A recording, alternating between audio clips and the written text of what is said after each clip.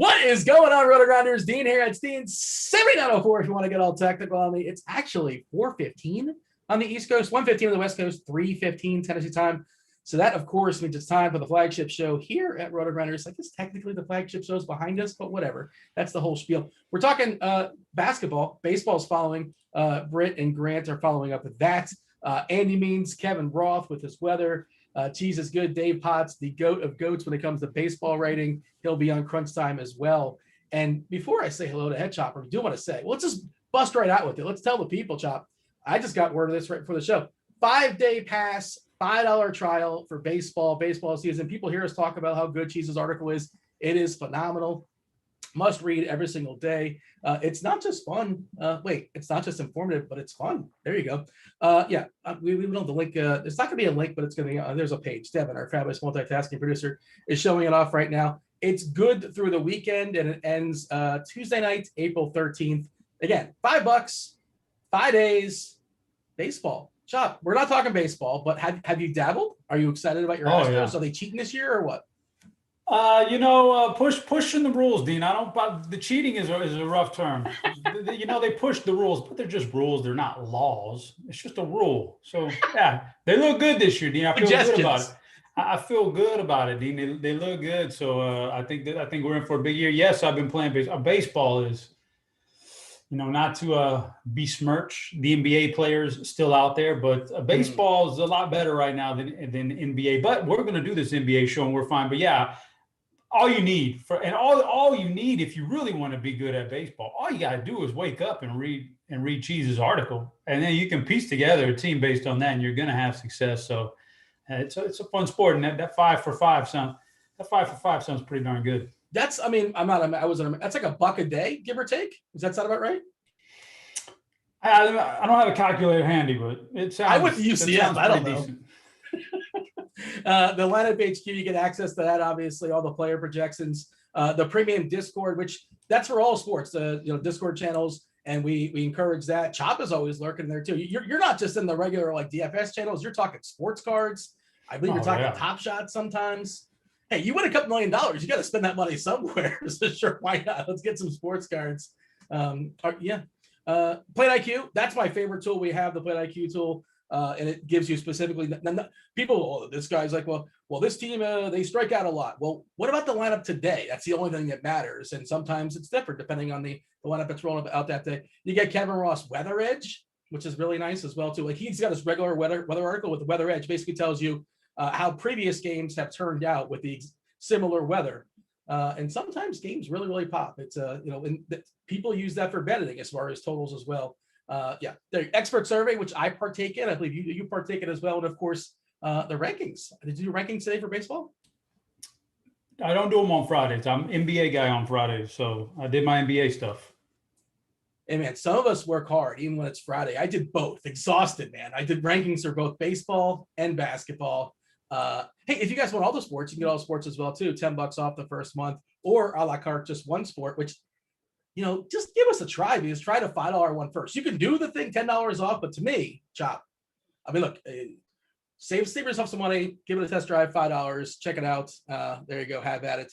All right, as far as tonight's basketball slate, it is relatively early from basketball standards, still almost 3 hours as far as tip, as far as lock. There's one game going down at 7. We'll talk the body parts in a second. I'm just giving a refresh as far as Twitter and seeing if anything news has broken, but Chop, you want to get comfortable? You want to know who's in and who's out as far as tonight's slate? I got a pretty good idea, but you go ahead and give it to the people if you feel like you need to, Dean. I feel like yes. I feel like I need to. I feel like some people might not be aware. All right. So the first game on the slate is Indianapolis. We got Sabonis with his ankle, who's questionable. Miles Turner, the abdominator, he's definitely he's going to be out. It's all ankles. Sabonis is an ankle, he's questionable. Turner's got an ankle, he's out, and Brogdon is questionable with his ankle. I'm really hoping that Sabonis and Brogdon play, so I can just basically ignore this game. Milwaukee, Drew Holiday. Drew Holiday's got a knee, so he can't play basketball tonight. It's a back-to-back, of course, from Milwaukee. Giannis Antetokounmpo's got a knee as well, so he cannot play either. So we'll be talking Milwaukee a ton as far as this slate. They basically dictate this slate. We'll get to that soon enough. Atlanta, some moving parts. Gallinari is still questionable with his ankle. John Collins is out with his ankle, and Capella has an Achilles, so he is questionable. Okongwu, we saw had a big game last time out when Capella did not play. New Orleans still plenty beat up. Kira Lewis is questionable with his calf. Lonzo's got a hip. He's questionable. Alexander Walker is out with his ankle, and Ingram hasn't played about 5 games or so. He's still questionable with his toe. Your boy John Wall, he can't play. He's old. He's got to rest. He's not playing basketball tonight. Daniel House, by basketball standards. Daniel House is out with an ankle, and Jamal Murray's got a knee, so he's questionable. Fournier is still out for COVID reasons. Memphis, Brandon Clark is questionable with his calf. D'Anthony Melton is out with his leg. Lonnie Walker just rolled in with his wrist. So San Antonio fully healthy, as far as I can tell, which makes me not interested. And Birch was cut from Orlando. There you go. That changes. Was it a good run for Birch? I mean, I thought the guy had some talent or something, but to get cut, and that's rough life, man. Get cut like that. I think he got picked up somewhere. I think he's on a. I think isn't like a team picking up that's actually kind of decent. I could be wrong on this. It doesn't matter because it's DFS and all we care about is tonight and tonight only. But I'm pretty sure he got picked up somewhere. We're gonna bring in SBK from our projection team. He's gonna kind of give us some if-then stuff and speculate as far as who we're looking at, depending on some specific scenarios. That's kind of what they're watching this evening, as far as how news may break. But Chuck, it's Milwaukee, right? They basically ruled us late. I know people are gonna be like, oh, Chris Middleton stinks because he chucked like 27 shots last night and he made like 6. That's probably not going to repeat itself. I suspect he'll be a little bit more efficient tonight. What do you say? Yeah, I think, well, he can't help but to go up, right? I mean, that was a really disappointing game for him. But, yeah, that was the big one that broke a little bit before the show. That's kind of like where things are headed now. It's Middleton becomes a really good player, and Portis moves up your charts, and even DiVincenzo, your boy Dante DiVincenzo now, because of the Drew Holiday. Like, I was not on him last night because Drew was still active. So, but now we get a little DiVincenzo night. So it helps. That's the Milwaukee's where it looks like we're going to concentrate some guys right now. Yeah, 9:00 game against Charlotte. They're only 5-point favorites for what it's worth, but again, they're holding out a couple. And Dean, let me also point out, Dean, it's also happens to be a game where both teams really kind of need to win here. Charlotte's fighting for the playoffs. Milwaukee, it would behoove them to have a home court advantage in either the second round or maybe even possibly get the Eastern Conference Finals home court advantage if it comes to that. So Milwaukee, I know they're resting Giannis and Drew, but they really need to push and try to win games here and get ahead of Philly and Charlotte. We know they're fighting for playoffs. And so theoretically, both teams should be pushing this game all the way, whereas a lot of games you can't say that about. I don't do a great job of following the standings, and I was talking to Chief last week, and he's a Hornets fan. He was telling me how the Hornets were like in the 4th spot, and I'm like, what? And they are, but they're also like dangerously close to being in the 9th spot. It's really bunched together. And like my Miami Heat was like 8 or 9 or something like that, and they're now 6. But Charlotte, like you said, they're 26-24, and that currently is the 4th spot. Atlanta 27-25, but New York is 25-27 at the 8, and obviously this year they're extending it where 7, 8, 9, 10 have this weird sort of plan. So a lot of teams in theory will be battling for playoff spots. Indiana, I would imagine, will be better than 23-27 when they get fully healthy, or they're on their way to be fully healthy. Charlotte though keeps losing bodies. Ball, I assume he's out for the year. Hayward is out for like a month essentially, so he's more or less out for the year, maybe the last week or two or something like that. And that's another team that's going to pop. We'll talk about the Hornets as well too. So I'm checking out our optimizer stuff here, and I imagine it's going to be Middleton and Portis. And DiVincenzo's not like super cheap, but we have him projected for 32 minutes, and he's a pretty solid fantasy point meta player. And the matchup against Charlotte's pretty good as well. And only a 5-point favorite here. If you were to rank your Bucks as far as the guys you're interested in, and I guess we can talk about Jeff Teague, who's like 3-2 on DK, and he's an old man by basketball standards as well. And I don't know how much run he's gonna get, but if he gets the amount of run that we project him for right now, and that may depend upon the starting lineup or something like that, maybe Forbes or Connaughton or somebody else draws a start instead of Teague, but he's kind of interesting at 3-2 as like a super punt on DK. But give me your rundown as far as prioritization, as far as Milwaukee. I mean, I think it's Middleton and Portis as like 1 and 1A in some order. And then like DiVincenzo, Lopez, I suppose, kind of sort of maybe, but he's never like a big usage guy, no matter what's going on. Well, thoughts. Let's just close out the Milwaukee conversation before we move on as far as the rest of the slate. Yeah, I'm interested in 4 of the guys. The rest of them I'll pass on. And if I was going to assign ownership for 100 lineups tonight, I would probably want to put Portis in. I want Portis in 80% of those lineups, and then I want Middleton in about 60, and then I'll go to DiVincenzo for about 50, and then Lopez. Give me Lopez in about. Give me 15, about 15% of those lineups. I'll take Lopez just as you just never know about him. All right. I'm using our lineup HQ tool. I'm running 139 quote unquote optimal lineups. Now this is 2 hours, 2.5 hours before tip off. Goofiness will happen. Though things will change obviously, and I'm locking it at 70% chop. No player can have more than 70% ownership, right? And why do you do what's the 70% stand for? Why just a random 70% number? Because I want to get a mixed bag. I just want to get a bunch of lineups that have like 100% of 3 or 4 players. You know what I mean? So I just want to kind of see how it fills out. And on FanDuel, DiVincenzo hits the 70% threshold, as does Portis, and Middleton's at 58%. So it's going to be a lot of Milwaukee, and I'm running DK as well too. And again, DK, Jeff Teague is 3.2K. And if Jeff Teague plays 25 minutes tonight, he's probably a pretty decent value. We'll be talking about Jalen McDaniels as well too. Both McDaniels brothers. You can stack the McDaniels this evening. Hopefully they don't pull what the Morris twins did last night, where they both got thrown out. I don't know if you saw that, which is just amazing. Good for them.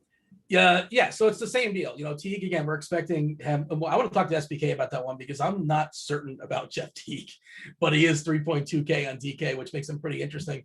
But that's what it is. It's Teague. It's Jalen McDaniels on Charlotte, who overachieved this last time out, but we saw him jump into the starting lineup. They played a pretty confined rotation. I believe they kicked Bismack out of the whole rotation. The price has not fully reflected that. McDaniels in Minnesota is still pretty cheap as well, too, depending on where you're shopping. But as far as your favorite value plays, let's bring Jalen McDaniels into the conversation. And I guess we can call Portis a value play. And your boy, I guess, Kelly Olynyk. Kelly O, is he your boy? He's still kind of, sort of, somewhat a value play, but better play on DK than he is on FanDuel, because I believe he's center on FanDuel. Is he not? I think so, which is not as appealing for me.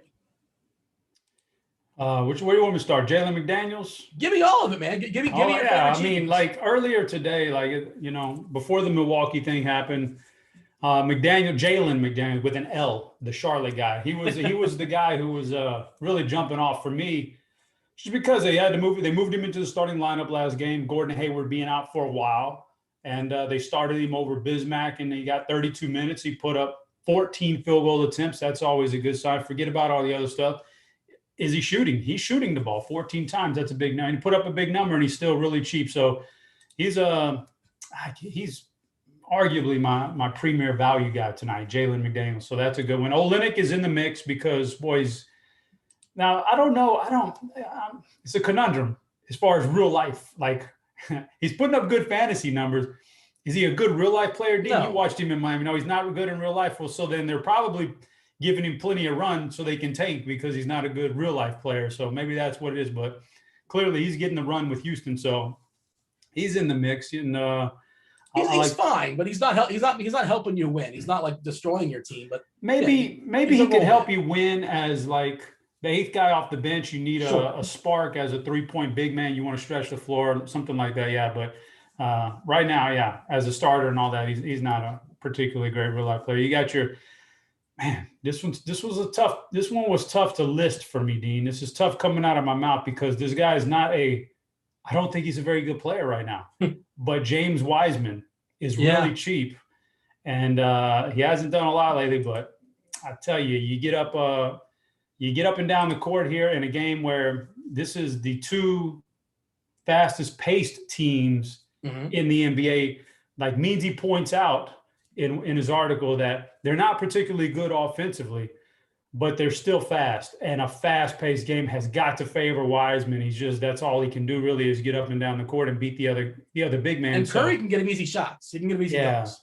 So he's kind of there, even though I never really want to play the guy because he's not that good in real life, but he's there. Oubre on the same team. Oubre is good. Wendell Carter Jr. I don't think he's a value play anymore.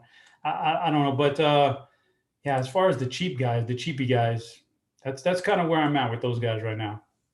Yeah, we'll talk about it. And also, I would say Wiseman. I don't know how much I need him on FanDuel. I don't know how much I need him on DK, but I like him on Yahoo where he's $11. And I don't know how much I need him there either. But like, I think he's a pretty good value over there for sure. We should mention the back-to-back stuff, front end and back end of back-to-backs. That's always kind of important this time of year. Front end, Golden State, Houston, Philadelphia, Washington. Back end, Chop, which one scares me about this back end? Chicago? Not so much. I don't really care about that. Milwaukee, we've already got news on that, and hopefully that was it. Like that was why would they tell us half the news? The Clippers on the back end of a back-to-back. Have we seen against this before? Houston too? Against Houston. Something swirly is going to happen here, man. I don't know what it's going to be, but somebody's going to get a mysterious injury, man. It's happening. Yeah, maybe our boy Keach can give us some clarity on the Clippers tonight. I asked my Magic 8 Ball, just said check back later, so I got nothing on it. Let's bring in Keach from the projection team. I don't know if we have anything in that as far as projections as far as the Clippers. Keach, who's going to get the mystery injury for the Clippers tonight? I mean, we do have actually Paul George and Kawhi Leonard listed as questionable in the Situation Room and on Lineup HQ. I do think that they're going to rest somebody. I bet Houston last night plus 14, thinking that given that they're on the back-to-back, that at least one of these two will sit. We have no clarity yet, and I guess they didn't play like monster minutes. I mean, Kawhi and Paul George pretty much kind of played generally what they averaged. Wasn't like they were like wasn't a double overtime game or anything like that. But yeah, I mean, I think obviously given that this is a game that starts at 10 o'clock Eastern time, we're probably not going to have any word around lock. I do think it's a great potential late swap thing.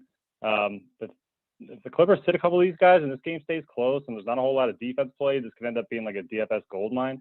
But you obviously are taking considerable risk because at least at this point we don't have anything concrete that either of these guys are going to sit. But I did kind of bump their projections down very mildly. They're both at 33 minutes, whereas in a game that was projected to be pretty close, they'd be at 35. So a little bit of that is baked in, but yeah, hard to say right now. But yeah, I'm definitely keeping my ears perked up. See if we get any news there. Pacers, if then stuff. I see it's kind of worked out here. If Sabonis is out, if Brogdon is out, I am hopeful they both play because I want to cross this game out and buy myself a half hour of time, partially because of the aforementioned Clippers, which something goofy might happen there. But if Sabonis doesn't play, are we all of a sudden talking about Gogo Batazzi? What's going down here? Yeah, I think we definitely are. He played 25 minutes the other night. Wasn't a matchup with Minnesota, so obviously Karl Anthony Towns is guy there. So I mean, maybe they play a little bit smaller against Orlando, who isn't really I guess Wendell Carter, not like a true post big, but yeah, I think he's definitely going to be back on the radar. Probably would be projected to play minutes in the mid-20s. Jakar Sampson went in the rotation, but he wouldn't be appealing. I mean, we've pretty much seen the situation in the last couple of games. I mean, obviously TJ McConnell is going to be far more appealing, as is Karis LeVert. And then, Jeremy Lamb, Justin Holiday, Doug McDermott might have some GPP appeal. Lamb, I think, would be the pick for me there.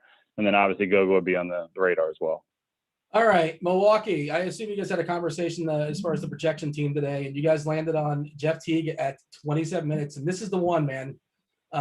Is old man Jeff Teague going to play 27 minutes on a back-to-back in a meaningless game against Charlotte? Well, Chop said it's kind of meaningful to some extent. Sure, I suppose they're battling for playoff run, obviously. If he plays 27 minutes at 3 points, this is like a more of a DK conversation for me. Talk to me about those 27 minutes for Teague. How comfortable do we feel about that? Because I don't know. I just don't know. Yeah, I mean, listen, I don't know either. It's a guess. I mean, it's given what they have and the lack of kind of distributing that they'll be missing with no Drew or no Giannis. It would seem sensible that he may be able to step into these minutes. Let's not forget that on March 22nd, our boy Jeff Teague played 39 minutes. Yeah. So he has it in him. Obviously, a little bit of a different situation there, but yeah, I mean, I don't know. I don't think they're going to be at a point where they're like, oh, we got to make sure we have Jeff Teague ready for the playoff run. So I think that they'll give him his minutes here, assuming he starts. That's obviously the big thing, though. We'll have to see what the starting lineup looks like.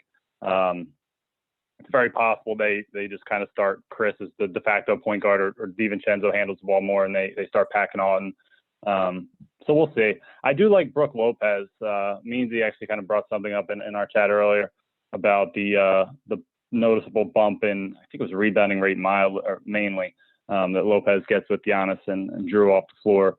So he's kind of somebody I like in tournaments, and obviously Bobby Portis really popping off the page here in terms of projections. So yeah, I mean, Middleton, DiVincenzo, Portis, Lopez, Connaughton, Teague, all those guys have some level of appeal. How do we prioritize? I don't want to keep you forever, but there's several situations that are worth discussing. The Atlanta situation, New Orleans, if you want to tackle that. Ingram is questionable. Na is out. Lonzo questionable again. Kira Lewis is questionable. Which one do you want to go at before we let you go? So we can get into New Orleans a bit. Obviously, still very, very up in the air with this team. Kira Lewis and Brandon Ingram both questionable. Did not play in the last game. Lonzo has been playing. Minutes were down a little bit in the last two games. He was under 30 in his last two, but had put up over 50 fantasy points 2 games prior to that. Obviously, with Pelicans missing some guys. I still really have no read on the Ingram situation. Real good feeling one way or the other there. I would like to play James Johnson again, perhaps, if Ingram sits, but I'm not sure that where he's priced at now with Zion back is going to kind of make him viable. So I'll have to kind of keep an eye on that one. And then there's obviously kind of the weird situation with Isaiah Thomas now there. And if Kira Lewis comes back, what role does Thomas play? Could that maybe eat into Eric Bledsoe or Alonzo Ball's playing time? So there's still a lot up in the air. I do have Ingram at 34 minutes, which is a little bit lower than we would generally have him if he's going to play. But, he's been questionable now for seems like 3 or 4 or 5 games. Yeah. So it's been a while. So, yeah, a lot of moving parts on the Pelican side. I'm not really super interested in any of them. Like, I think we would need to see, like, Ingram and Ball sit for me to really want to attack this side. The Sixers are a very good defensive team. I can see them giving Zion some issues. I mean, still, like, he'll do his thing, but maybe a stealing game isn't in the cards. But yeah, I think we need to see kind of multiple, maybe all 3 of these questionable guys sit for me to really like be itching to get onto the New Orleans side. That's pretty much where I'm at as well. Zion, of course, you can always play in tournaments. You got anything for Keach before you let him go? Yeah, man, he's a busy man. Let him go get his second cup of coffee and get working on the MLB projections. Keach, we appreciate your time. Have yourself a good weekend. We'll talk to you on Monday, I presume. Hey, Chad. What up, Chad? We haven't talked to chat yet. That's my fault. I neglected them. We do want to mention once again that $5, 5 days, the MLB preview. Get yourself MLB content. Chop, again, we've discerned together it's $1 a day. $5, 5 days, get all the MLB content here. Cheese's article, Crunch Time, Plate IQ, Lineup HQ, the optimizers, all the goods, $5. Have at it. And also hit like button, subscribe, turn on notifications, and fire off some questions. You can ask Chop, who he likes tonight. 9-game slate. We can't talk about everybody going so much time. Crunch Time we get into as well, and they'll get more, more information as well, more clarity as far as a slate as we get closer and closer to lock. But if we're not talking about a certain player, a certain situation, a certain game stack, ask us, hey, why aren't you guys talking about so-and-so? And Devin, he's going to be joining the show, our producer, momentarily, soon enough, maybe 5-10 minutes. He's compiling those questions, so ask him on your behalf. Chopper, any teams, games we're just crossing off tonight? It's 9 games. So we gotta make this slate a little bit smaller, I think. Well, man, that's tough because I see some merit to a lot of these games. Let's go. I'll start, even though you don't like to play that first game because you'll get an extra 30 minutes if you don't play it. There's something about Orlando. I like Terrence Ross. So I can't necessarily scratch that game off, and we don't know what Indiana's going to have with their injury. If there's one game I'm looking at right now, a couple of games actually, Minnesota Boston kind of just doesn't jump off except for the one player, one of the McDaniels boys, right? Didn't like Boston. Robert Williams was a thing for about a week and a half, but I don't know if I want to trust him tonight to get back to that level. They're getting healthier, and I don't know if that's hurting him or if it's just not getting, his typical 5 or 6 blocks and steals in a game. So Memphis, New York doesn't appeal to me very much. It's kind of a slower paced defensive struggle. I can't think of any injuries right offhand that are going to propel anybody significantly. Melton's out for Memphis, and Clark is questionable for Memphis. But even then, it's still it's not. That everybody's sort of priced. That doesn't move the needle there. So yeah. York's So slow, those two good games, defensive team. those are the two 6:30 games. They're kind of right there. Maybe you can, if you can get away from Indiana, Orlando, which you probably can. Boy, you could take a break till 7 o'clock tonight. 7 o'clock Central Time. You can take a break and not even have to do any lineups until 7 o'clock. Well, I mean, Minnesota's defense is horrific, and this is another thing I talked to Chief about, and it's a general rule that I have. I have general rules; you're always willing to break them. When Boston is fully healthy, and they're fully healthy with the exception of Fournier, but when Walker's back from his rest and Smart's out there and Brown and Tatum, they all kind of eat each other just enough where nobody really pops off the page. But a matchup against Minnesota, if this game does stay tight, and we've seen Boston underachieve all season long, in theory, they should beat Minnesota by 10 plus or so. Well, the line's 9. There you go. Tatum, Brown, Smart, Walker, all good individual matchups. Smart's another one of those guys where I like to get him at the right price on FanDuel. I think he's 6'5" over there where he takes rid of those stocks, and he's also the 4th option tonight. So probably not in on that. You mentioned Williams, high variance player, also can be handsy, and he's going to be tasked with the cat. So he could get 15 fantasy points tonight or 55 fantasy points tonight. A lot of that is stock dependent. A lot of that is minutes dependent. We did see Thompson come back, and he played just over, but he was delegated 22 minutes or so. He outplayed Williams for what it's worth. Not going to play Thompson. Certainly Williams is the better option, but he's also priced up there as well too. I think you can play Tatum, Brown, or Walker, but none of them are like a top priority. I do agree with that thought process. New York, you could always play Randall, but I'm probably not going to. I'm probably just going to ignore that. Hopefully he doesn't put up a 70 burger. Puts up his 50. I should be fine. I'd rather delegate those funds to a guy like Jokic, who we'll talk about soon enough, or a different kind of build. Middleton obviously is, and he's going to shoot better than 6 for 27 or whatever he shot last night. And everybody else in New York is appropriately priced. Orlando may get Gary Harris some run tonight. He's in the Magic now. I'm not sure if you're aware of his chopper. He's a Magic player. Yeah, he's a Magic player. I mean, they're getting Okiki and Carter some run, but the prices have adjusted. I do think that Cole Anthony is I think he's going to be a good player at some point. He played like 25 minutes or so last time. I just don't think it's a must do. And I would also say on FanDuel, the point guard prices on FanDuel are all really appealing, especially. Let me pull up the stuff. Trae Young is 8.1K in FanDuel. You like that, right? I assume you like that? Love it. Love a little Trae Young. Yeah. Curry versus Washington is 9.6. Yeah. Westbrook is 11 too, but we see like the price doesn't matter on Westbrook sometimes. If you have the funds, by all means, fire away. Ben Simmons has been more disappointing than not, but 7.4, it's kind of baked in, right? If Brogdon plays, 6.7 is a good price on Brogdon, and like if he's healthy and fine and fully unleashed, I just think there's an opportunity cost at point guard, which on FanDuel specifically, where I have a hard time spending down. That's why I know Teague is like 4.4 or 4.2 over there. I don't know if I'm going to do that, but all right. What else? Oh, the stars. So who are we spending up on? I mentioned Jokic. I mentioned Curry. I mentioned Westbrook. Is there a star like you want to lock in your lineups tonight? Yeah, if I can get to them, it's two of the guys you just mentioned. I would love to have Westbrook going against Curry in the same lineup if I could. If I had to choose one, probably Curry on FanDuel and Westbrook on DraftKings, because you're probably going to get a triple-double out of Westbrook, to be honest with you. You're going to get those. The guy's averaged a triple-double over the last 12 games. He's got 9 triple-doubles in his last 12 games. He's like crushing the stats right there. So you're going to get the bonus over there. But I like those two guys. That's where I want to spend. I want to spend up at point guard. I like those two. It fits perfectly. They're going against each other, the fast pace. I know, Meansy talks about offensive struggles, but these are your two offensive players for these two teams respectively, and I want them going at each other in GPPs tonight.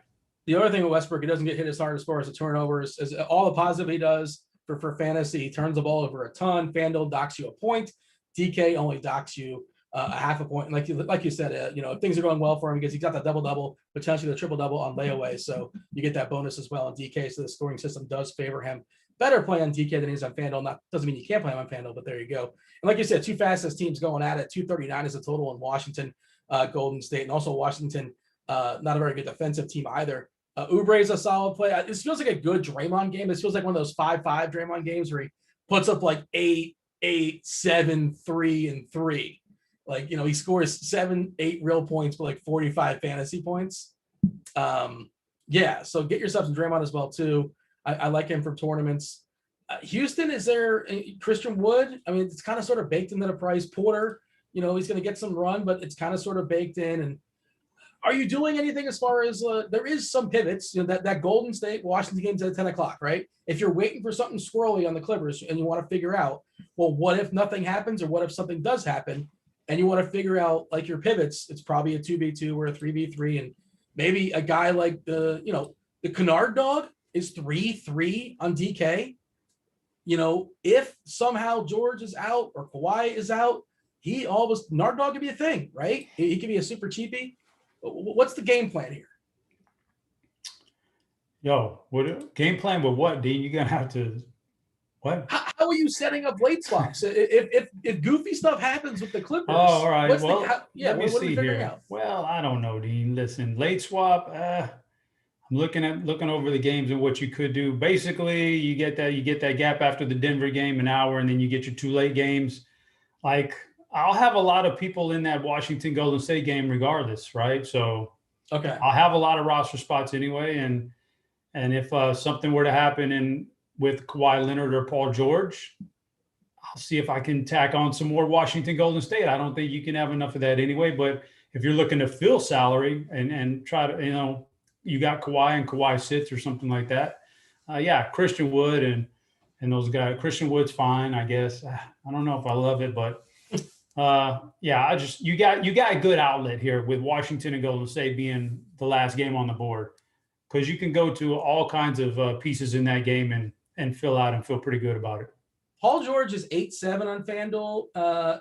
Beal is 8-3. So if you want to play that game, like if you have something, if Kawhi is out and you have George, you're fine. If George is out, or if both George and Kawhi are in, you can move the Beal at 8-3 if you feel like Beal's a better play. I just want to have options. And again, Magic 8 Ball broken, not helping me out. I have no clue. It's not working for me. But we don't really know what's Dean, going to happen. Are you gonna be available to late swap that late tonight, 9 o'clock? Yeah, of course. Your new girlfriend is not going to get mad at you for being in front of the computer so late tonight? What is my new girlfriend's name? Netflix.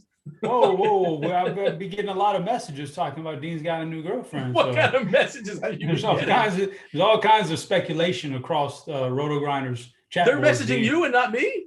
Yeah, they're saying, does Dean have a new girlfriend? And he's had no shows for shows this week and all kinds of stuff. So no, I've been doing baseball stuff all week, man. I'm jumping back and forth. I'm not one to teach his own, Dean. If that's what makes you happy, you go for it. But I just want to make sure you can late swap, because sometimes you the old ball and chain kind of looks at you funny when you're trying to late swap at 9 o'clock on a Friday night.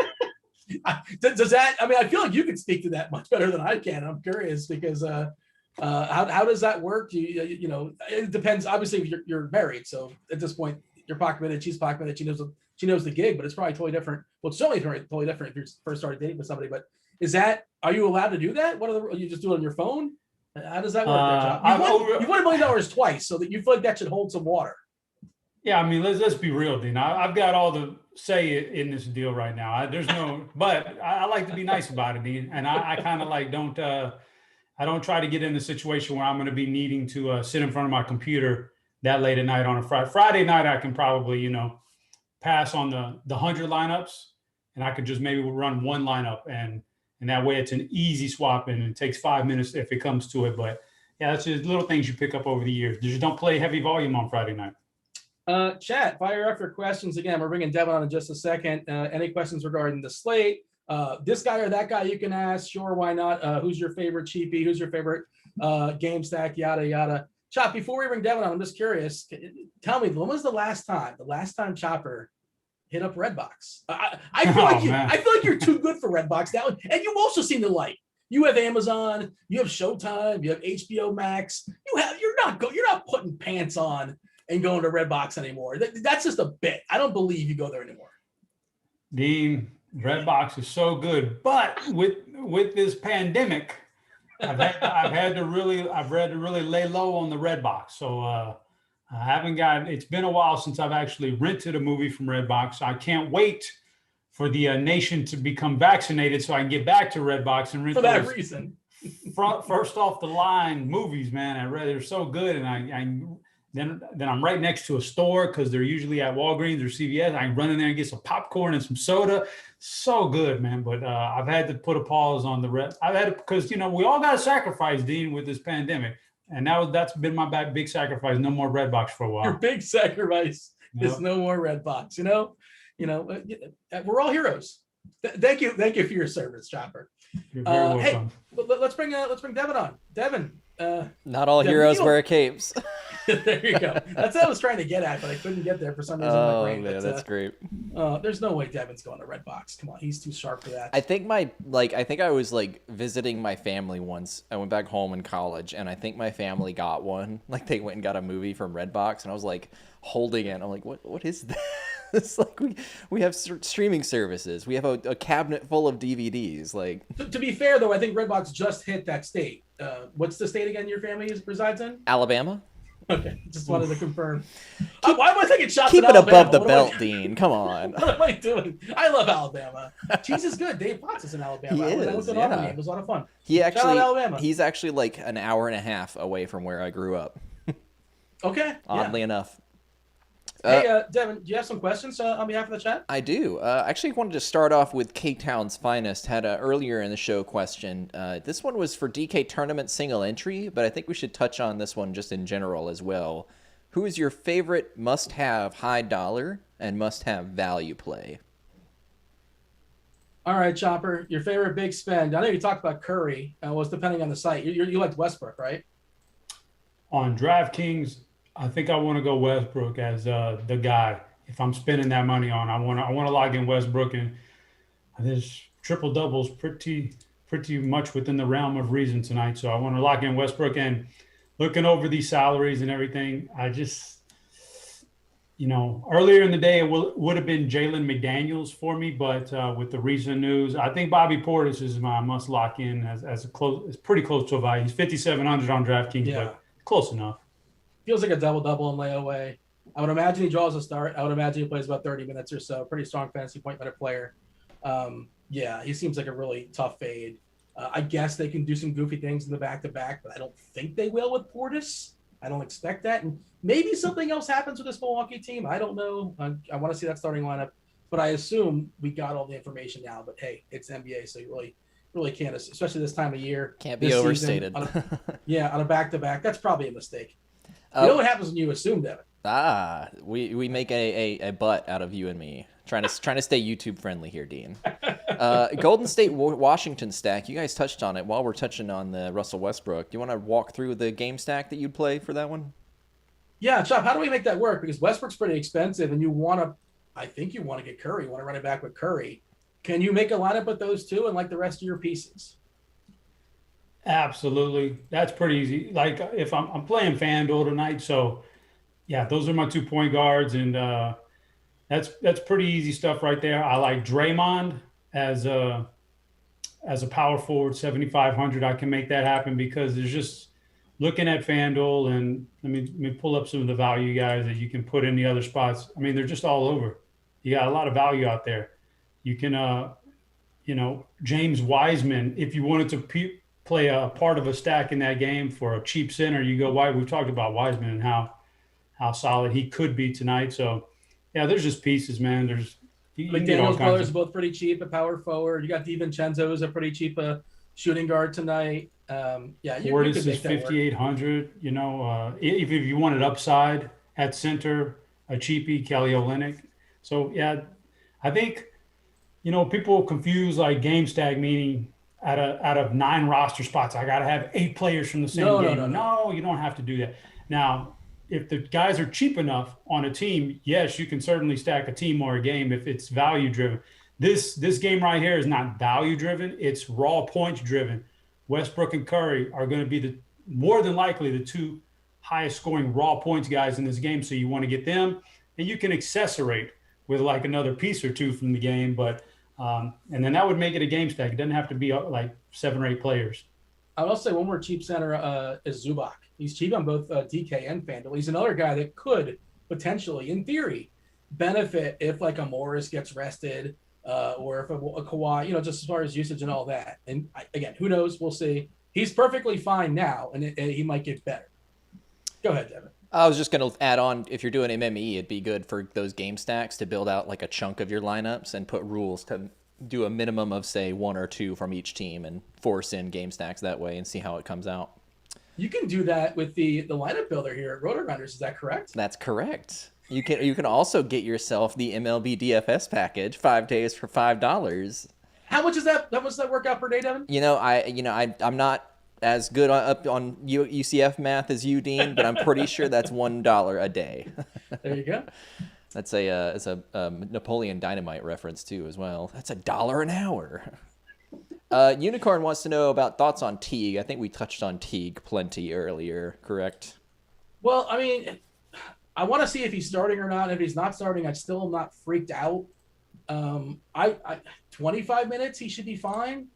And SPK made a good point that he did run out with 39 minutes or so. Was that the same team? Was that when he was on Milwaukee, or is that a previous team? I do want to know that. And was that on a back-to-back? But he did survive it. Like he did play that many minutes, and he lived to tell. He lived to talk about it. That was March 22nd. Yeah. I'm not sure when he moved. That's right around the time. Chop, did you give like a hard? I mean, look, this is more of a. I think it's more of a DK thing. 3-2. We could play him on FanDuel, sure, but yeah. Do you have a take as far as Teague? I don't. He's not a guy that was on my radar or is going to jump on my radar. Like, if they want to give Teague 39 minutes tonight, I'll be shocked, and and then that'll be that. But they've got other guys who can run the point guard on this team, and I think they're going to. He's going to probably, I wouldn't be surprised if he just gets his normal 15 to 18 minutes, and that's that. And so if they want to jump him out there for 39 again, then I'll probably have to close my laptop early tonight, but I'm just not into it. There's just too many other guys out there that hold value. I just tend to gravitate toward making lineups that are stars and scrubsy, and like he's like, on DK specifically, and he's one of those scrubs, and McDaniels is one of those scrubs, and now all of a sudden I can get myself Jokic, or I can get myself Curry, or I can get myself Westbrook, and Middleton is not a full-fledged star, but he's around 8K or so.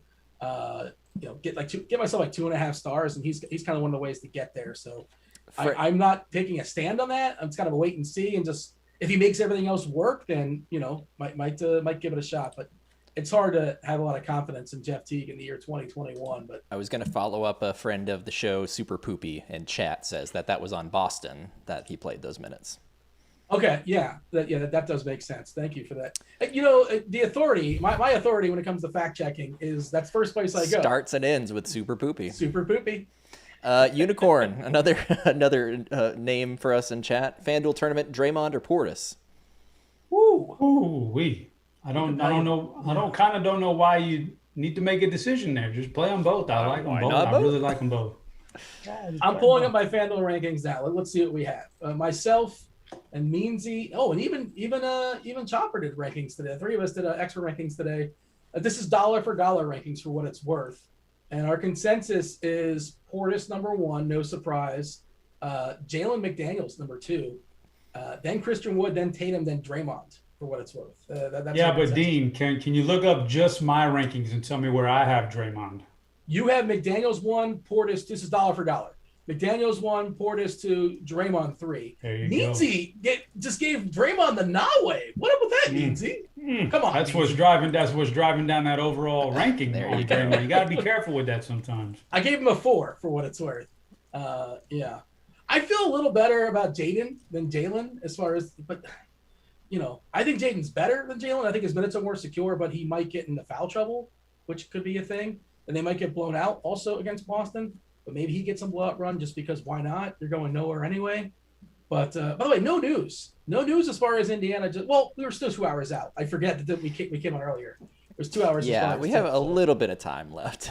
Yeah. Well, probably going to get bombarded in the baseball. In the baseball hour. More questions. Morningwood wants to know, DK tournament, what's your favorite shooting guard? Saw that Bradley Beal's 8.3K on FanDuel.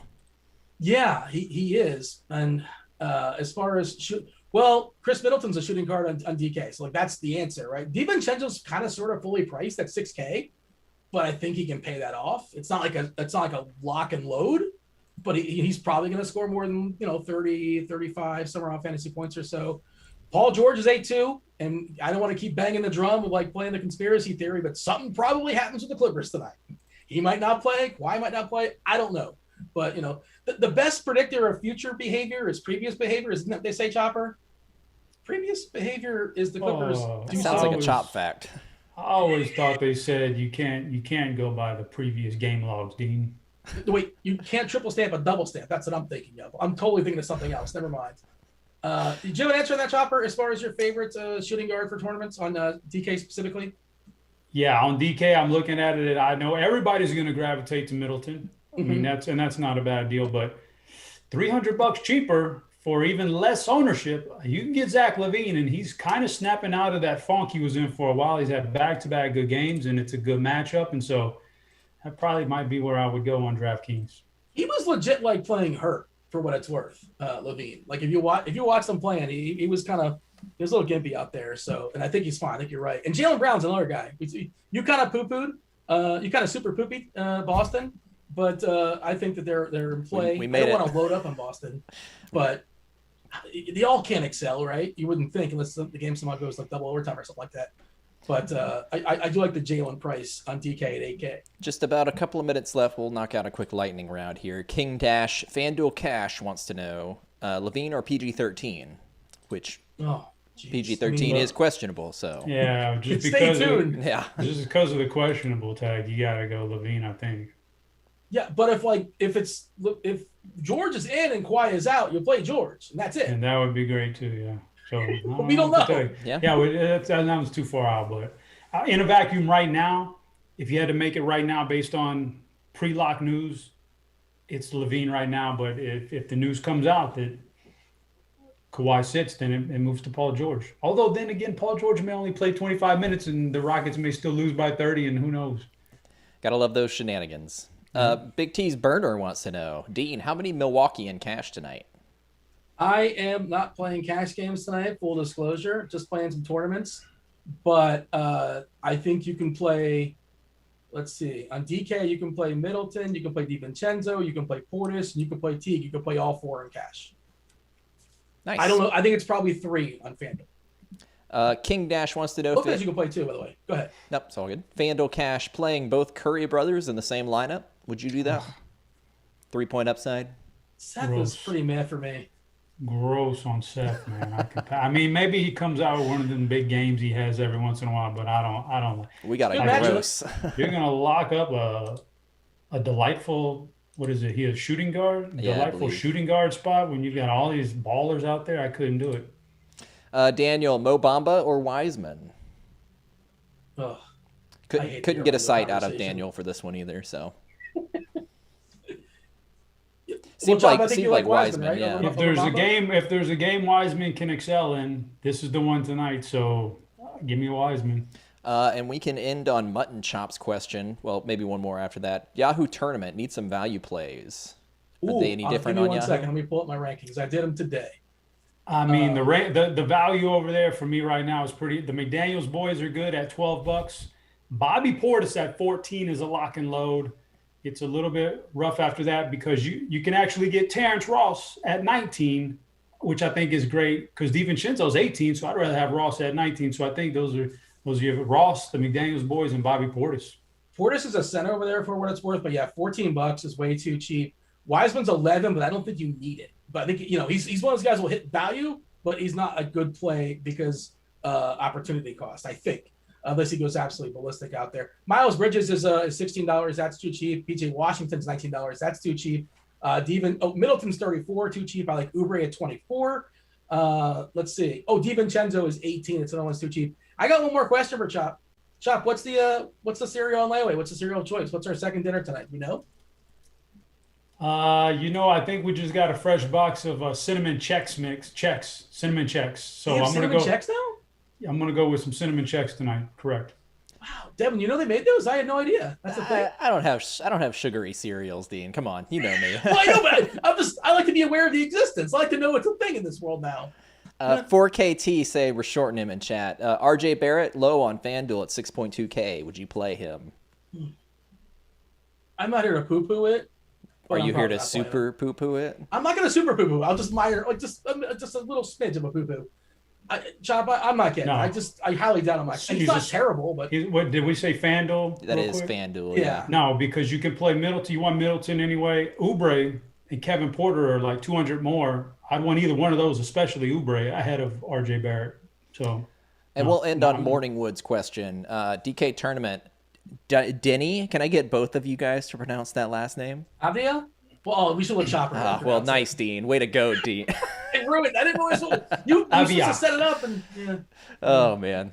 Any Denny Avdia DK tournament? I'm shaking my head. No, No.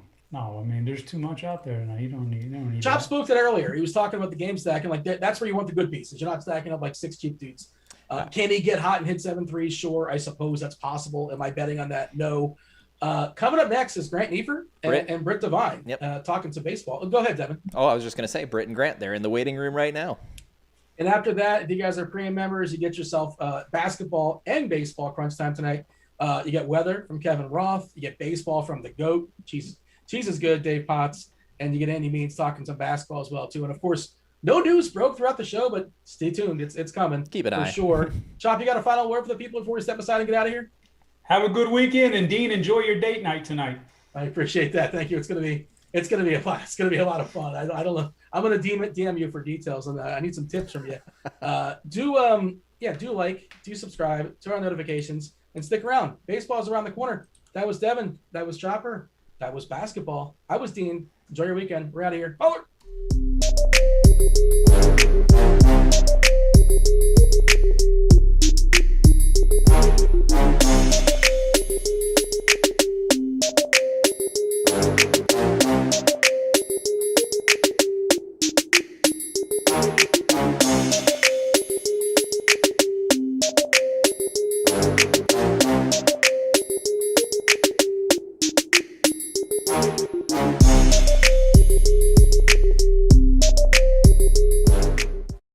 Yesterday, people got off of Lance Lynn. This is what ends up happening. They announce a delay, and people just bail, not realizing that they're going to late start it, right? It's going to rain for 2 hours, and then they're going to play the game. It's the home opener. If they were going to cancel the game, they would have canceled the game beforehand. They're fans there. They're not going to have a home opener. They have a day off the next day. They would have announced at 11 o'clock in the morning if it would have been canceled, so the fans wouldn't have came to the stadium. They already game. The game's going to play. What are people worried about?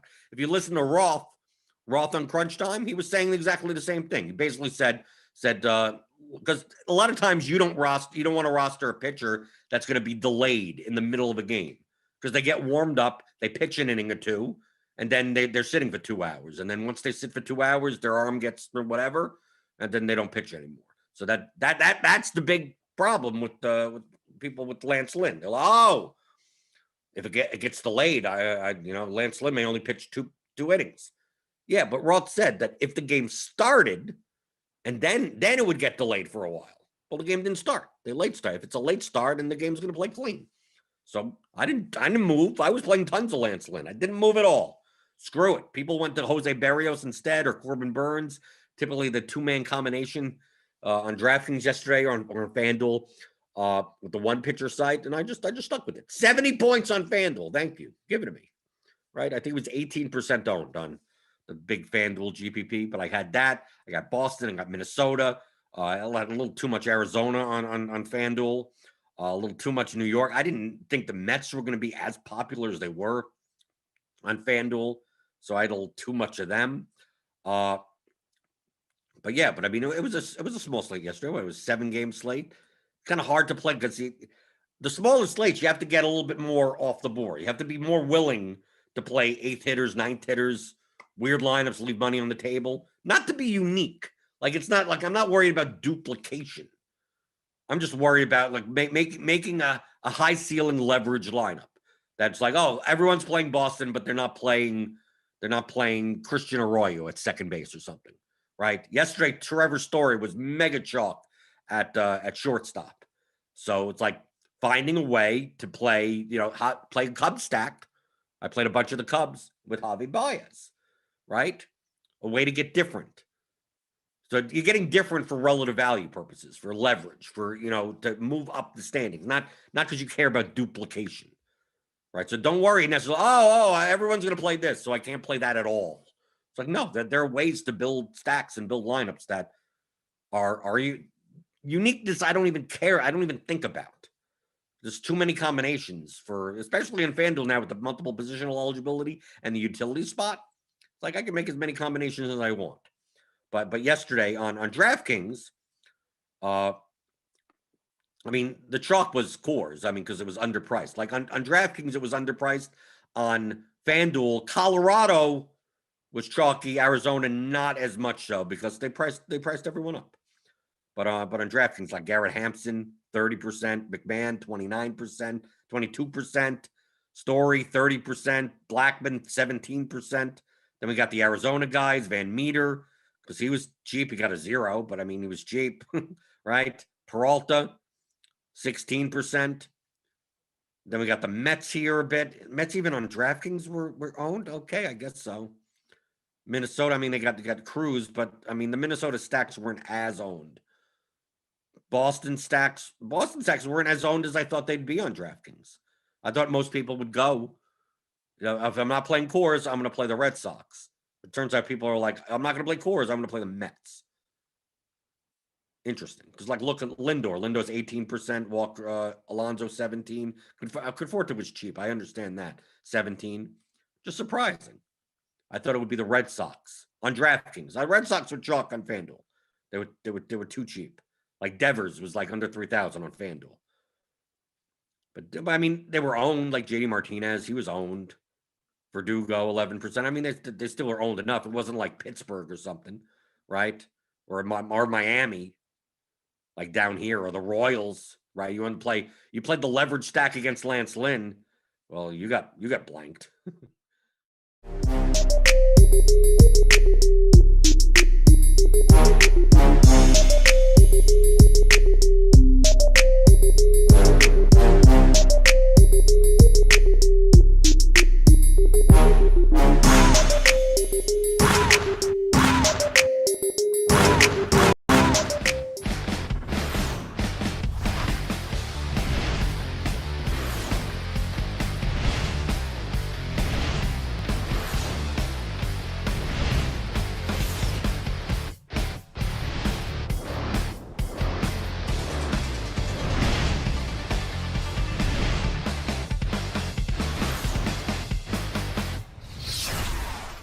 What's going on, everybody? Welcome to Grinderslive Baseball Edition here on Rotogrinders.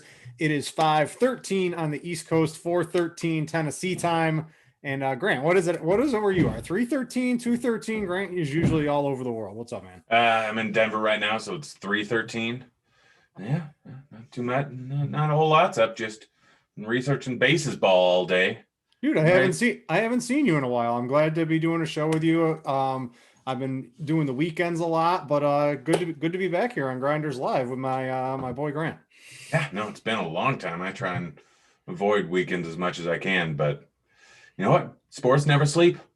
Yeah, and baseball, basketball, lots of fun stuff. If you are tuning in, right, if you wanted to some basketball stuff that was on the show previously, you can just rewind on the YouTubes. You can find it there. We're going to be talking baseball today. But Grant, there's this cool new promotion, and it's something me and you know quite a lot about, right? It's 5 for 5, and it's not at McDonald's, it's not at Arby's, it's not at Burger King, and it's not at Wendy's. It's at Rotogrinders. So you can get a 5-day pass. You can try out baseball, everything we have, Lineup HQ, Cheese's article. Justin does it on the weekends. You can get Crunch Time for just $5. Grant, what's better, Rotogrinders, $5 for baseball for 5 days, or the biggie bag at Wendy's? Well, in 5 days, you can make enough to get a biggie bag at Wendy's. So I'll go with the RG because then it can pretty much pay for all your Wendy's. I'm pretty sure Rotogrinders projections have paid for most of my Wendy's this year. By the way, did you know they had the honey butter chicken biscuit for $2 for breakfast for a while? I did not know. I didn't even, where's this? I didn't even know that. Wendy's honey butter chicken biscuit is absolutely fantastic. All right. I'm getting that tomorrow after the gym for sure then. But yeah, if you guys want to check out baseball, right, we're on YouTube. If you guys want to check it out, 5-day pass for $5 that goes through the weekend. It ends Tuesday night, April 13th. So make sure to check that out on Rotogrinders. I know our producer Devin is posting the link in YouTube. And since we are on YouTube, wait, what was that? I do have just some disturbing news, Grant. We do not have enough likes on the YouTube page, so I need you guys to click the like on the page there. And if you want to get updates whenever we go live here on Rotogrinders, click the subscribe button for a notification. To always get the best DFS content out there, whether it's Dean, whether it's me, whether it's Grant, whether it's Cheese, whether it's Cards, whether it's Tuttle, whoever it is out there. You'll be notified whenever Rotogrinders goes live. So Grant, we're here for some baseball. And I guess just off the top here today, it's, we don't have any stud pitching. We've got some bats in some really nice places. I think that, the Toronto home game in Florida, that ballpark, Mike Trout's hitting it out to the elementary school or something like that. Last night just crushes one out of there. What's your overall thoughts on the slate? Are you more interested in, do you have a specific pitcher you're concerned about, or are you more trying to get a specific stack out there tonight? Right now, I'm kind of just trying to, all the pitchers are pretty darn close to each other. So it's kind of just whoever fits. I don't really have a problem if we're not incorporating ownership at all into Musgrove, McCullers, Wheeler, Plesac, Molly, Heaney, or Morton. I don't have a problem with any of them. I'd probably try and stay away from Widener and any of the other guys, but there's not a huge differentiating factor. We look at the overall points from Musgrove all the way down to Heaney, and 1,000 cheaper, but he has about a 5% or a 5-point less projection. But all four of the top guys, Wheeler, Plesac, McCullers, and Musgrove, all have around 2 points in different projections. So you can kind of fit whoever you want in there, depending on what lineup you want to throw out there. You can get a Molly and Heaney lineup if you want to double stack some of the higher price guys. But to me, Musgrove coming off as potentially the top option and probably the top projected guy and probably the top owned guy makes me a little bit hesitant to play him. It is a good matchup versus Texas. He does have a really good K rate, but ownership is going to be a thing on this. I'm not trying to avoid him and go more to McCullers than anything else. Yeah, what's your number one pitcher? I'll go my first. If I have to pick one guy, who is it for you? McCullers probably. Yeah, your internet's cutting in. All right, 1 second. Plug it in. Upgrade. Not the internet. I got a new monitor. How does a monitor should be good now? It's not the internet.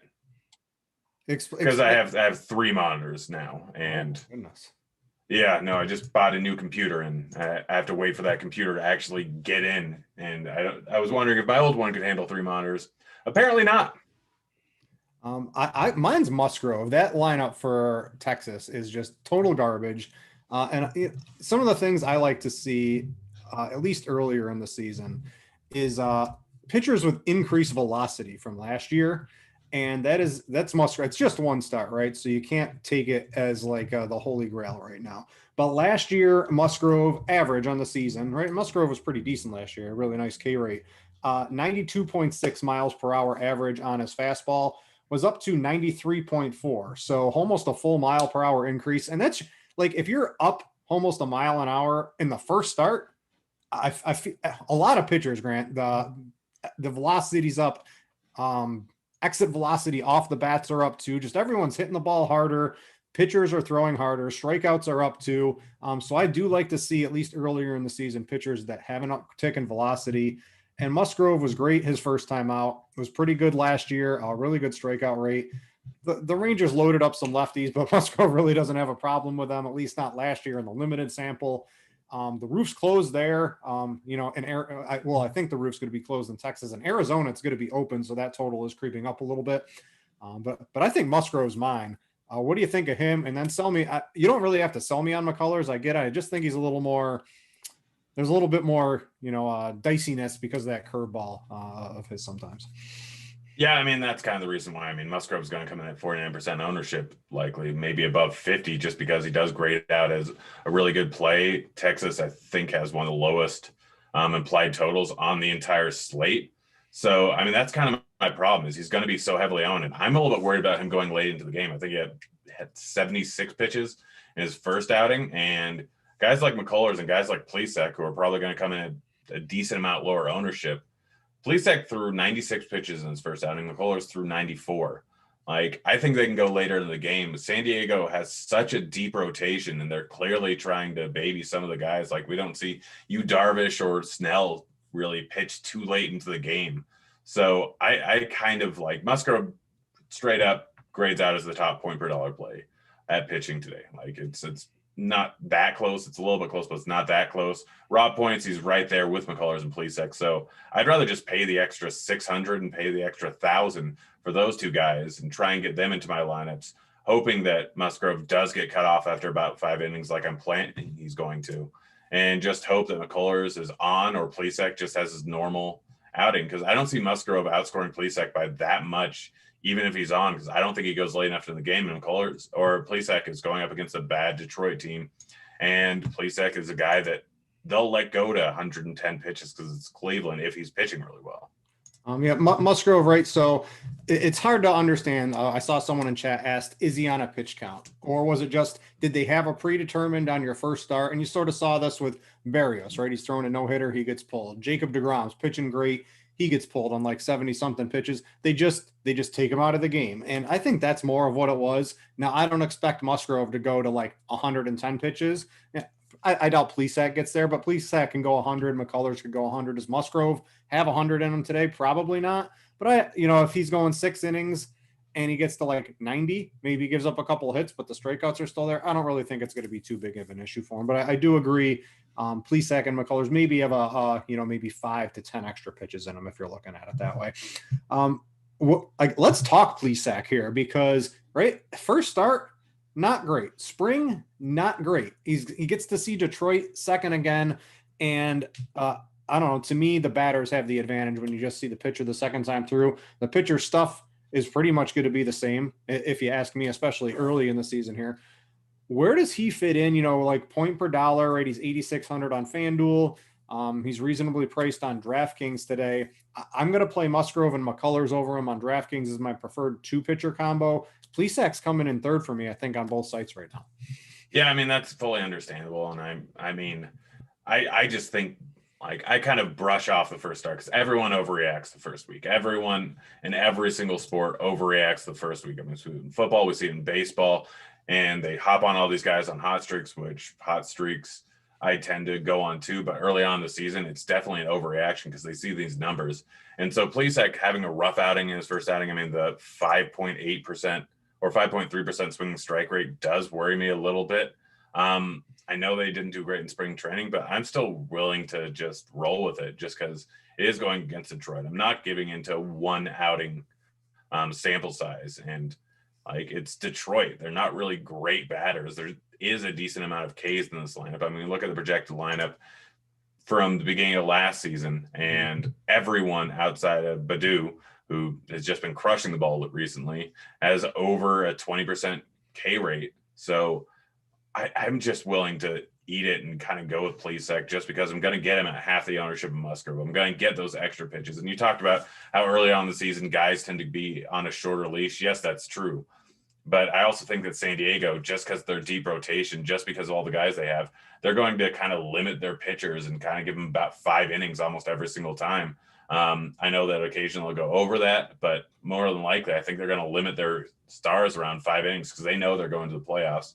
They know that they are playing for the division, but more than likely they're fine with getting the wild card if they need to. And they're just going to be careful with these guys. So that's kind of my thought process this early on in the season. We don't have enough information to really know, but McCullers is my top option, followed by Plesac, followed by Musgrove. I'll still have ownership in all 3 of them, but I just kind of like the upside of McCullers and Plesac when you're getting that much lower ownership. How about upside with lower ownership in Zach Wheeler, who just absolutely decimated the same Atlanta Braves team he's facing today? Another guy with an uptick in velocity. So a couple of guys, again, it's just one game. This is all we have to work with.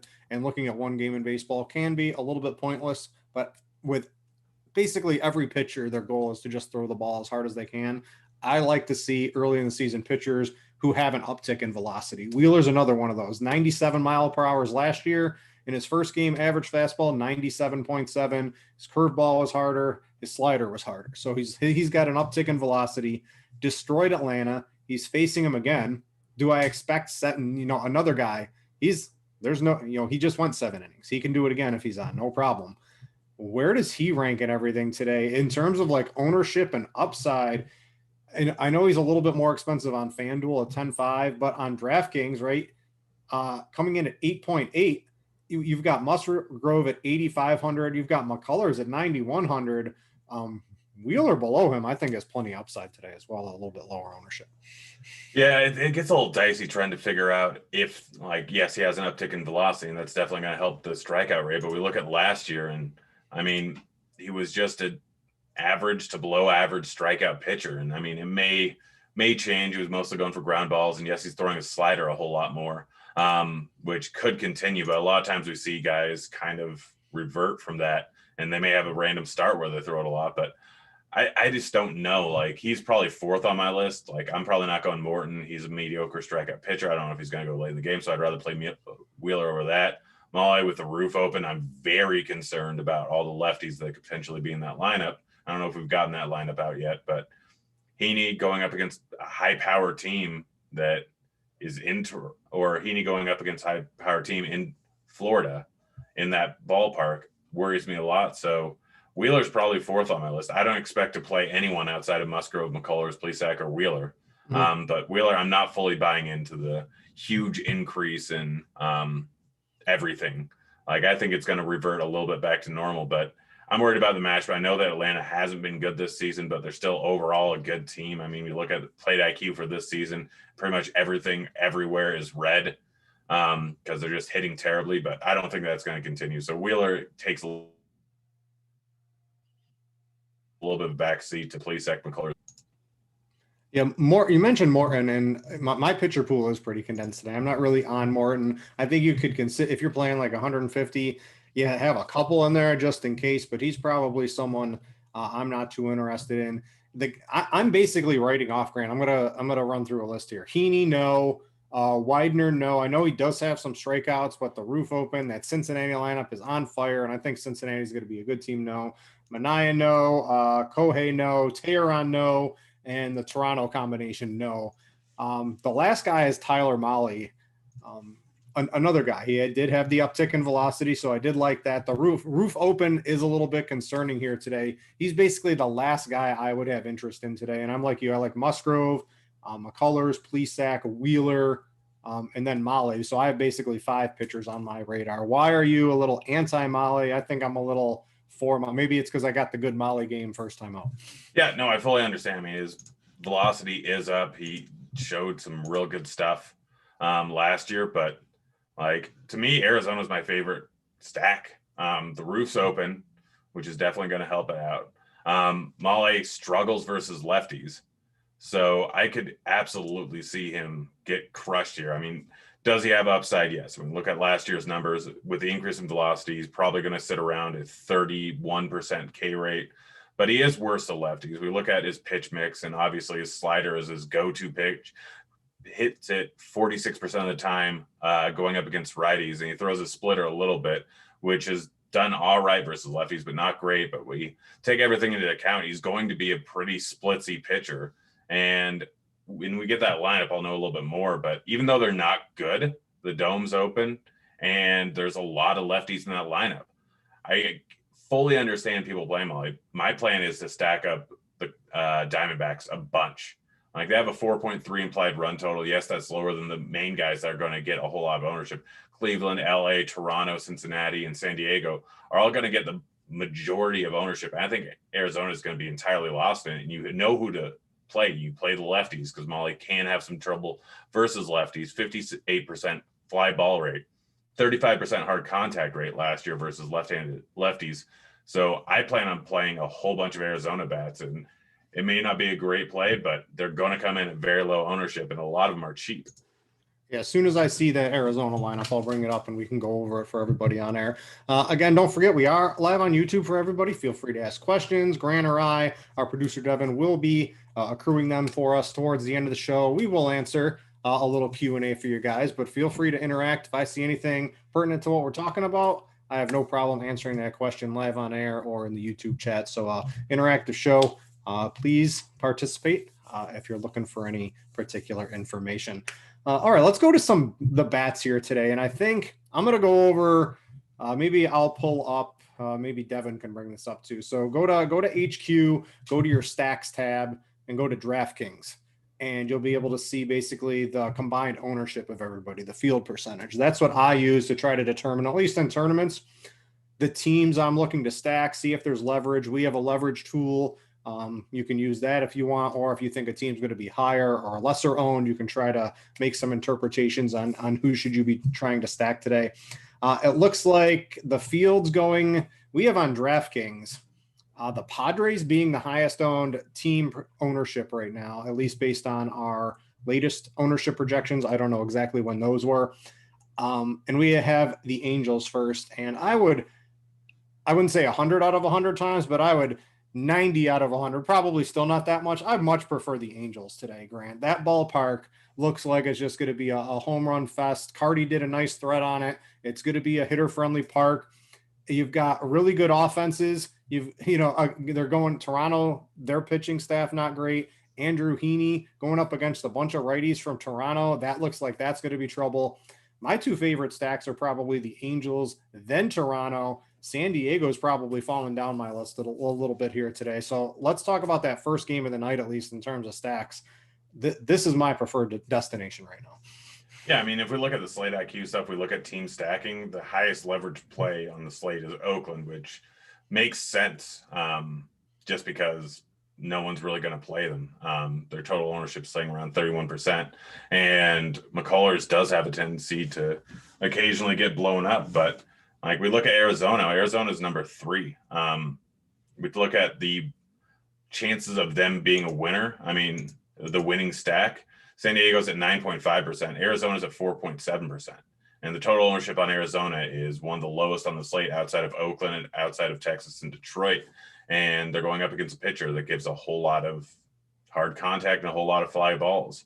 So if we're looking at, the ownership and everything, I think the Angels are definitely a better stack than the Padres. I think that Toronto is a much better stack, especially since they just grade out perfectly versus Heaney with the ball flying off the bat and those guys having a whole bunch of power righties going up against the lefty who hammers in his slider fairly often. So he's a lot better versus lefties than he is versus righties.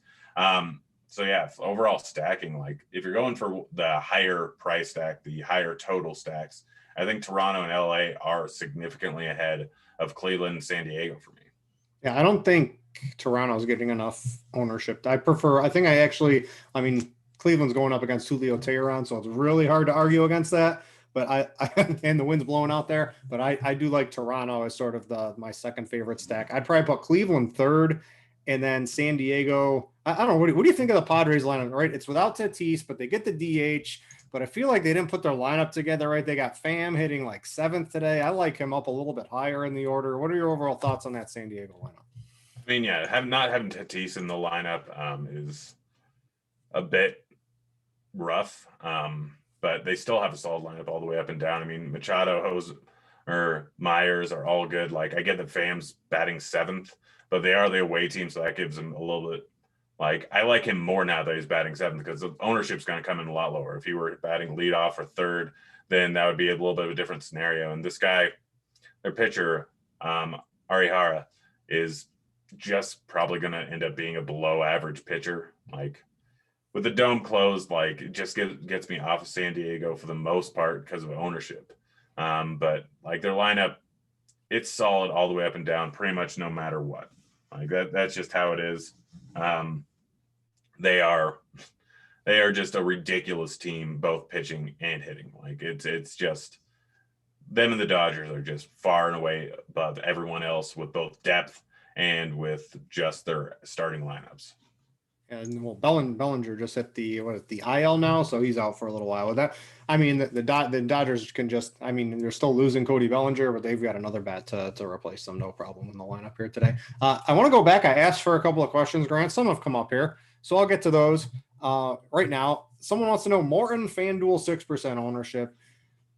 It's just not. I'm not on that today. I would rather try to get a different stack, maybe use your Arizona bats, right? Instead of, I think on FanDuel, I'd probably just play like the top 4 pitchers. You've got Musgrove, McCullers.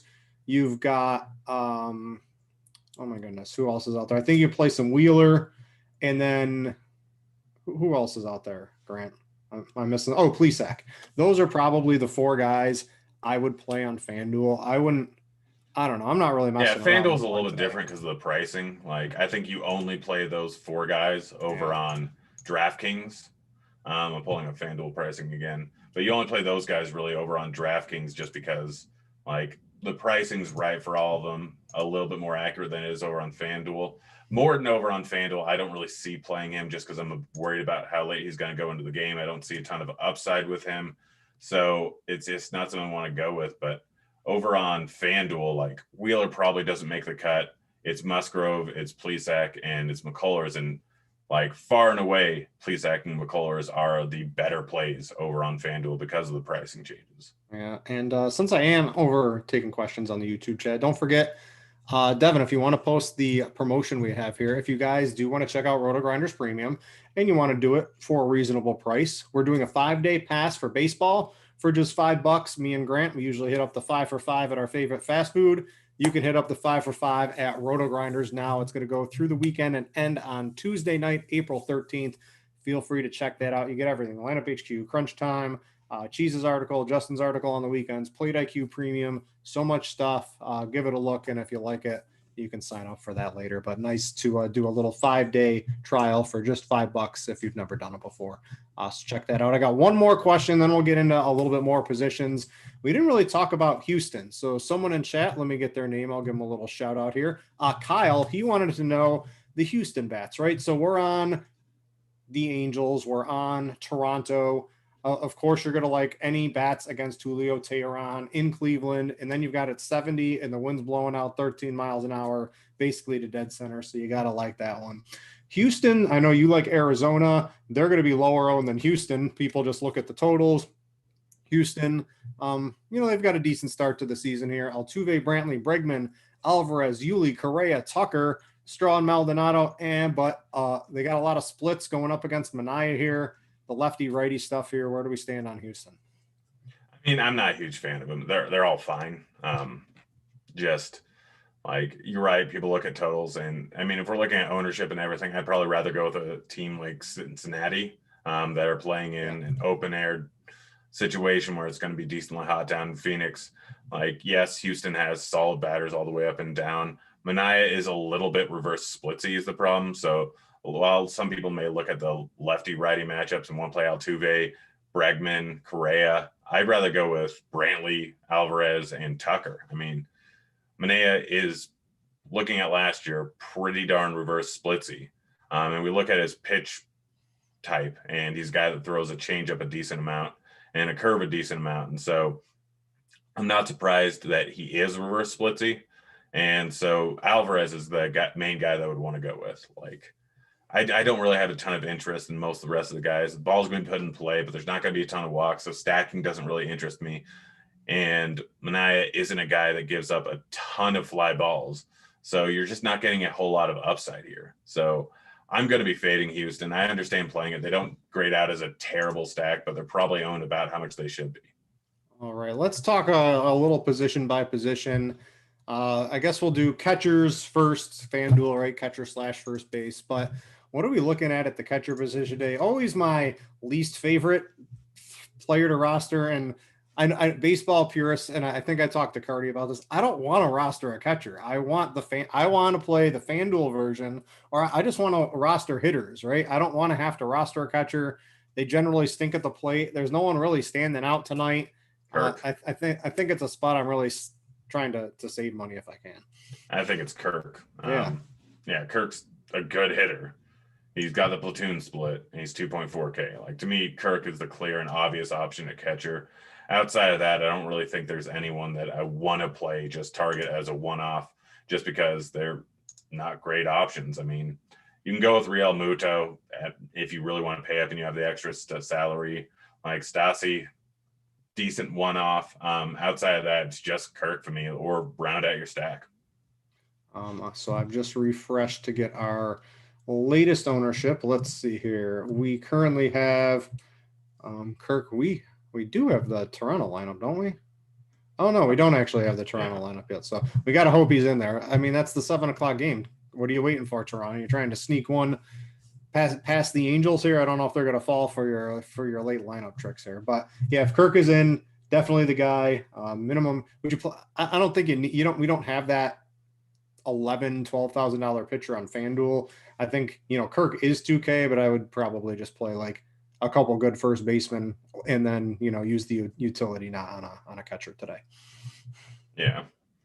All right. So first base, a little bit more exciting position. Always something you can find here. You've got Guerrero with the splits. Over on DraftKings, you've got Ohtani. You can pick a call. You can play Hosmer.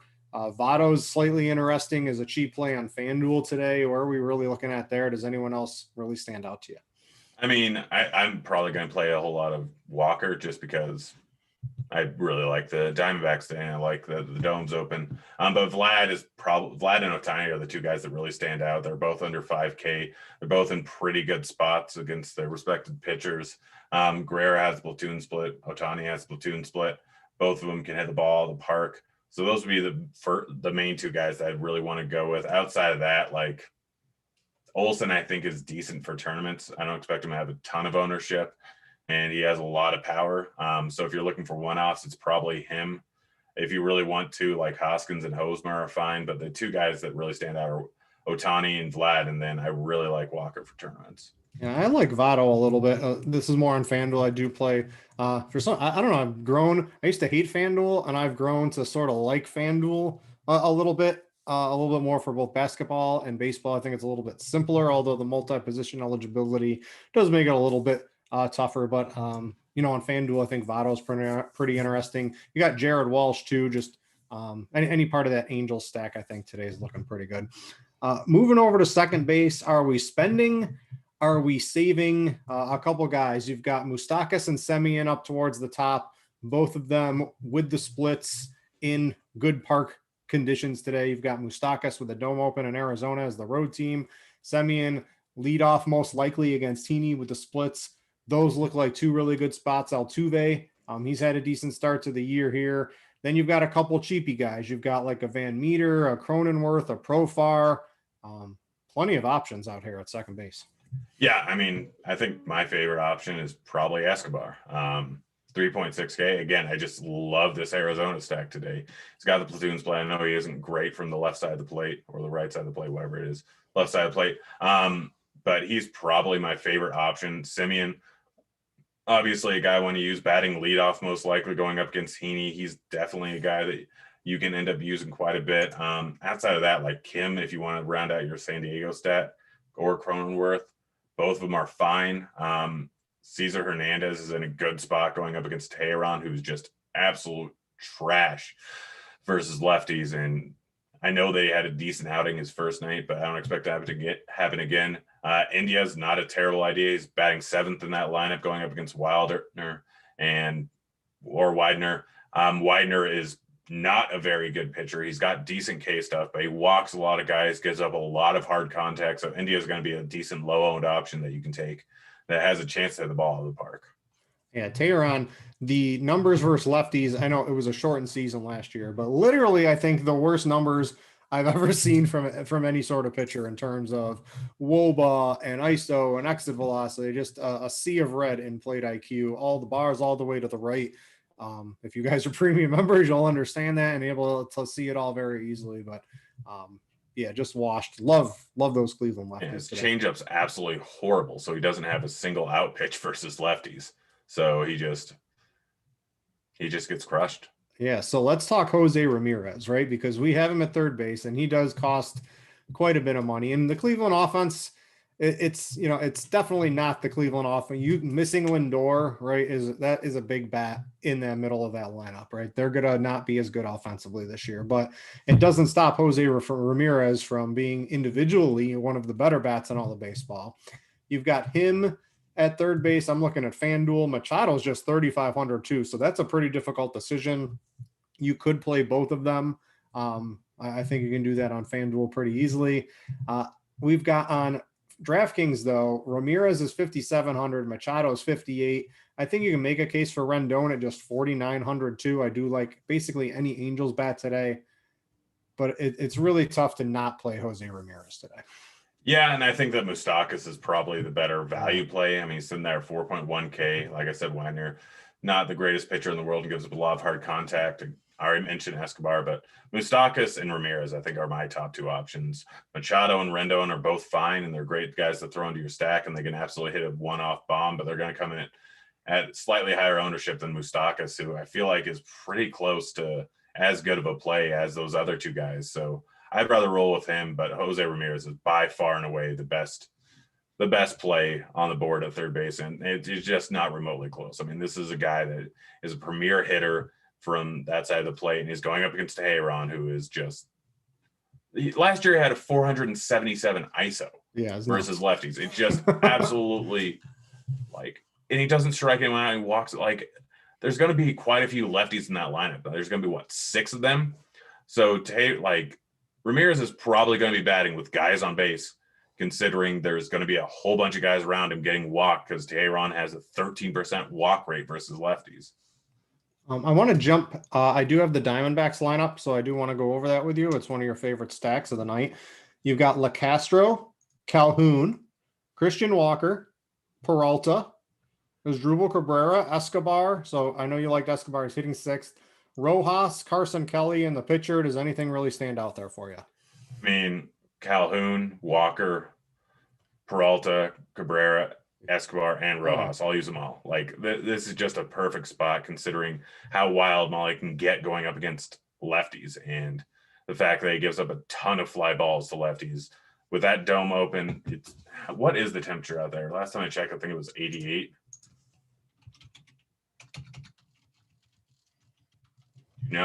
93 right now, but it's going to drop down to. It's going to be about 90 degrees. I think when you couldn't ask for a better spot in April. Yeah. I mean, that's the thing. Like, there's not a lot of great weather games. Like, it's just how things go this early on in the season. So the good weather games are almost always going to be in places like Texas or like Phoenix or Florida in this instance today, with Toronto playing there today, because generally Miami and Tampa Bay will close the dome. And guess what? They don't have a dome over in the spring training complex. So yeah, like we're looking at everything else. It's 70 degrees in Cleveland, which is about as good as it's going to get. And it's going to get colder. It's 72 degrees in Atlanta, going to get colder. Domes are closed in both Texas both Texas games. So Phoenix with a dome open, like it's going to be hot. The ball's going to be flying. I just like, I could be wrong here, but I plan on almost going 100% Diamondback stacks day and just YOLOing it.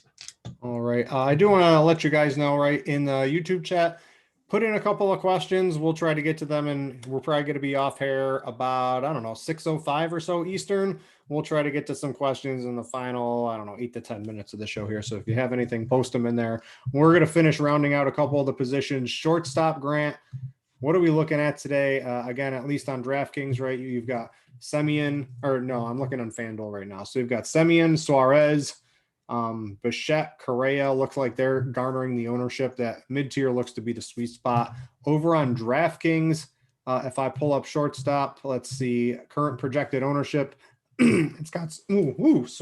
Ooh, you're going to have to take this, Grant. My throat is not cooperating. All good. Bo Bichette is by far and away my favorite shortstop play over on DraftKings and over on FanDuel. I mean, he's just in a great spot. Like I said, I absolutely love him today going up against Heaney. He's the guy that I really want to go with. Outside of that, Kim is a guy that you can save some money on if you really want to. He's in there at 3.1K in a good spot going up against Arihara.